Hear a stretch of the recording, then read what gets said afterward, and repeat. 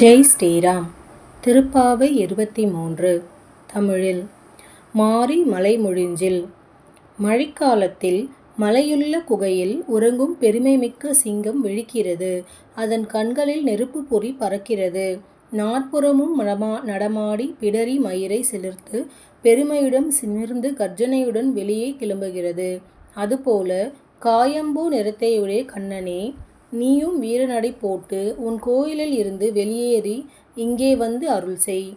வேலைப்பாடுகளைக் கொண்ட மிக சிறந்த சிம்மாசனத்தில் அமர்ந்து நாங்கள் எதற்காக இங்கே வந்தோம் என்பதை அறிந்து அந்த கோரிக்கைகளை பரிசீலனை செய்து நிறைவேற்றி அருள வேண்டுகிறோம்.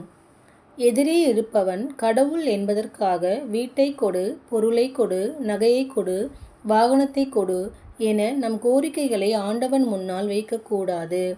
அவை நமக்கு அமைய வேண்டும் என்ற விதி இருந்தால் நம் உழைப்பை பொறுத்து அவை இறைவனால் நமக்கு தரப்பட்டுவிடும். எனவே நியாயமான கோரிக்கைகளையே இறைவனிடம் சொல்ல வேண்டும். இதைத்தான் ஆயர்குல பெண்கள் நாங்கள் கேட்பது நியாயம் என தெரிந்தால் மட்டும் அதை கொடு என கேட்கிறார்கள்.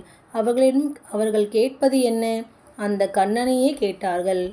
அவனோடு கலந்துவிட்டால் சோறு எதற்கு, வாகனம் எதற்கு, இதர வசதிகள் எதற்கு?